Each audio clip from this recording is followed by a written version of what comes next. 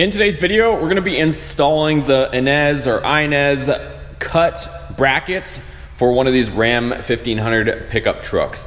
So we already have the axle out on the ground. This is the built axle from our boy Jason. He hooked us up with this. We had it in our Eco Diesel for a bit because we were in a pinch. But this thing has a Detroit True Track in it, 355 gears, brand new Mopar axles, and it's pretty much ready to go. So our truck has a 321 in it. We're gonna be taking that out, and it honestly has an open end diff. We already have the Beltec 2.4 drop on this thing, but before I show you guys the kit, you'll notice it's pretty low. We got the factory 22 RT wheels on here. These are the Mopar wheels, they're not reps. And in the back, this is one of the major things. So when you lower this, I don't know if you guys can probably see it already. Look at the gap here versus the gap back there. So the axle is shoved forward, and essentially it kind of puts your springs at a weird angle. So you can see our control arms, they're going uphill. Our geometry is like way out of whack. You can see them right there again.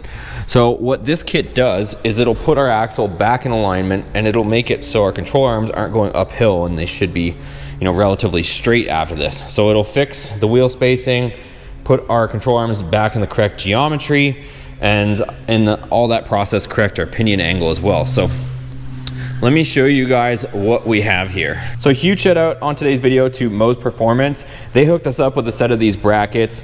I'm gonna put them up here on the screen. Go check them out if you guys have any needs for these trucks. They got a bunch of different parts, and they also, of course, carry these brackets. So thanks again to Moes Performance for hooking it up. They got these here super fast.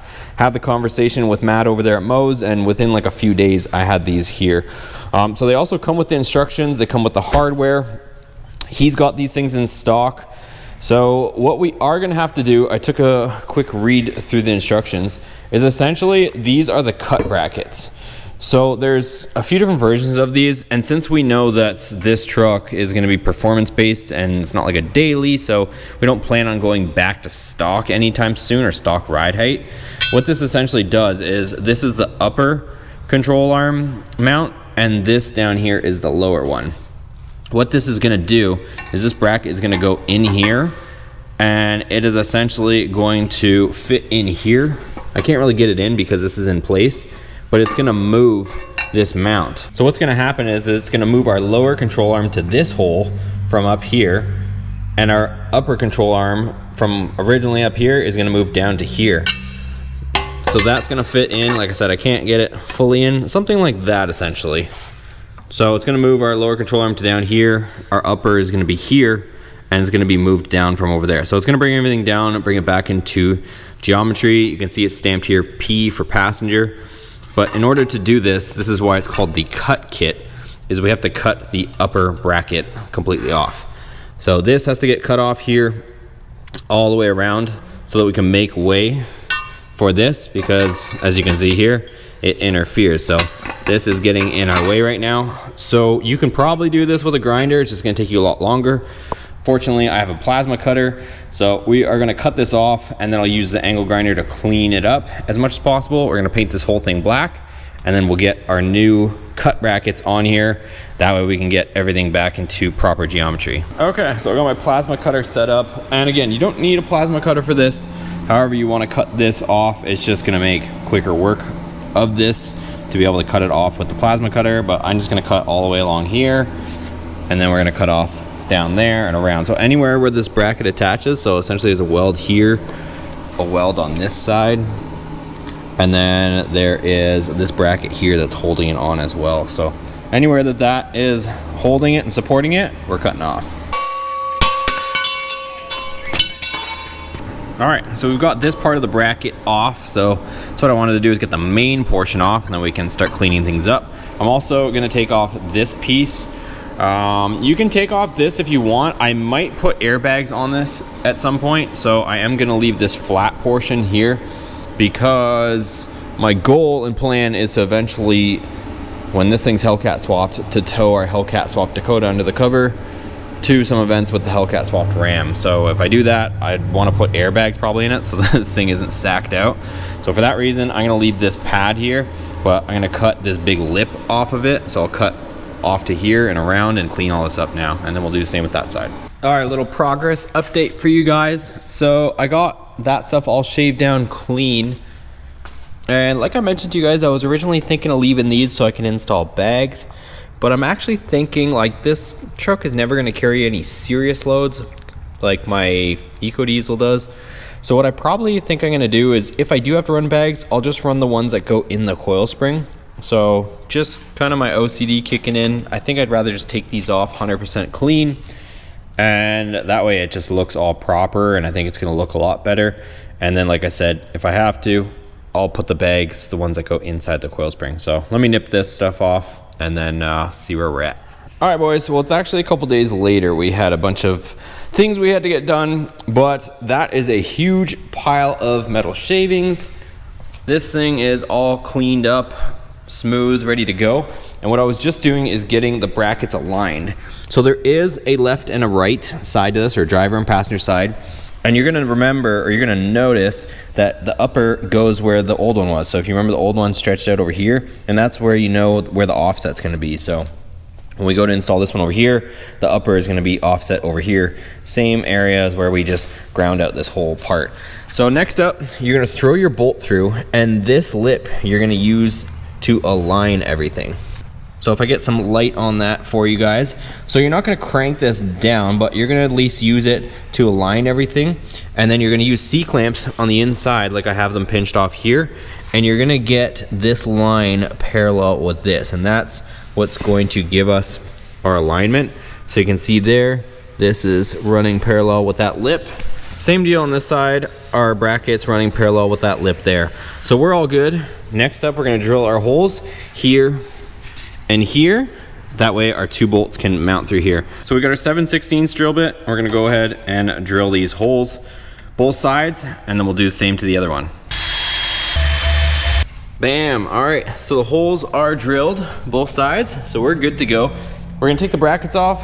I'm gonna paint this up. You guys don't really need to watch me do that. I'm gonna paint it up, and then we should be ready to throw this thing in. If you guys are curious on what I use to paint it, so I put the sandable primer, I'll link everything down below, on the actual bare metal parts, and then I've got this Krylon rust protector on the rest of it. And let me show you guys what it looks like.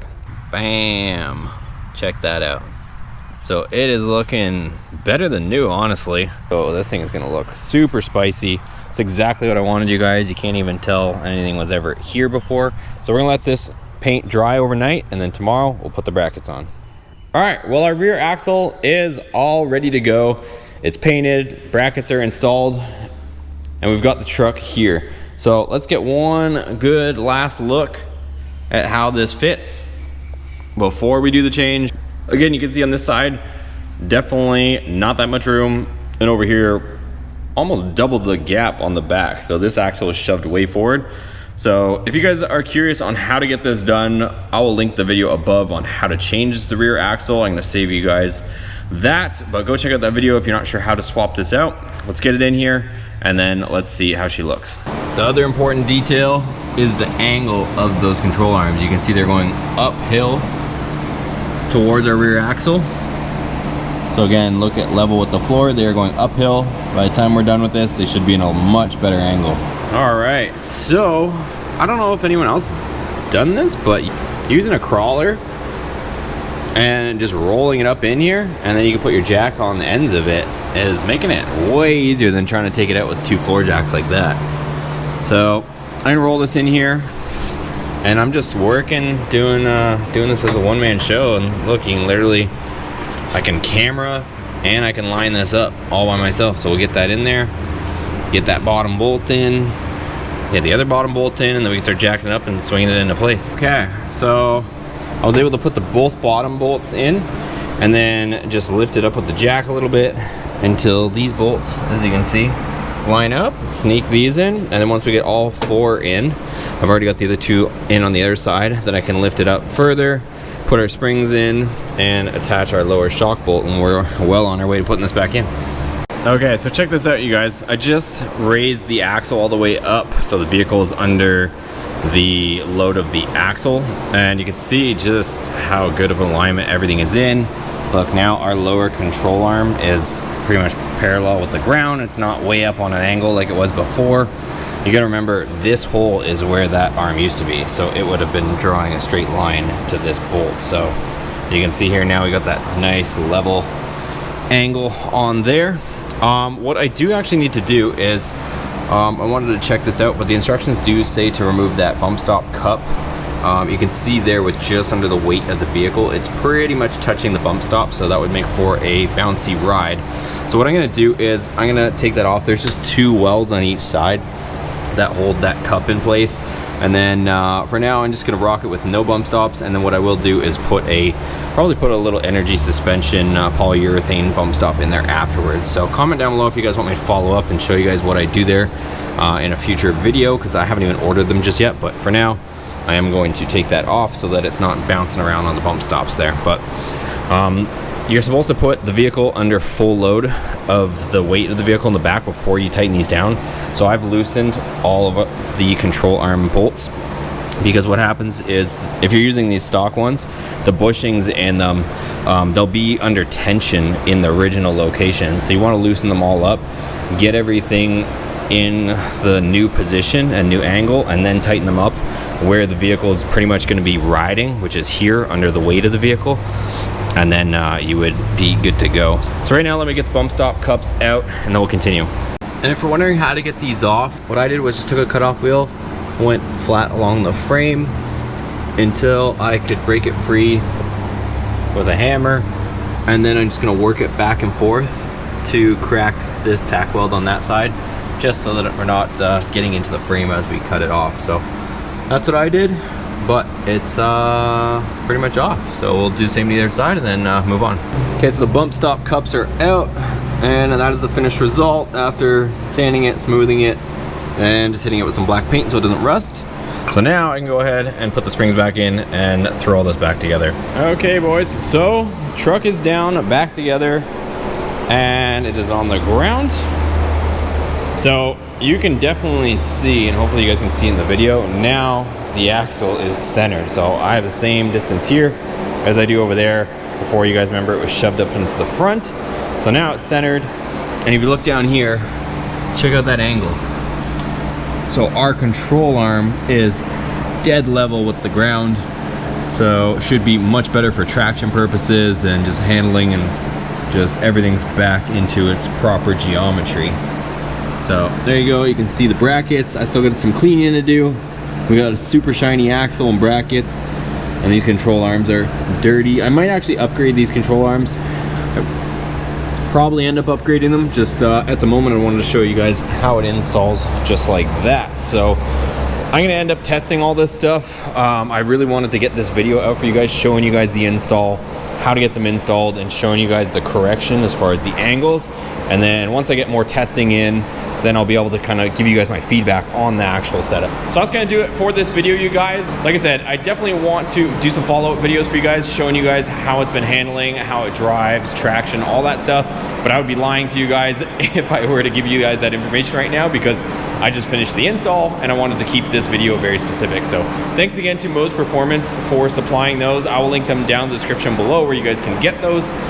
Huge shout out to them. So thanks again for them for supplying these brackets. I think it definitely improved our situation for our geometry. That way when we go to the track, everything should be good. And I know those guys have a lot of fast trucks running these brackets. So these were their recommendation, and I trust their recommendation. So definitely go support them. If you guys enjoyed it, give it a thumbs up. Any questions, ask down below. Subscribe if you're new to the channel if you guys want to be updated on this truck. It is getting Hellcat swapped soon. So thanks for watching. See you guys on the next video.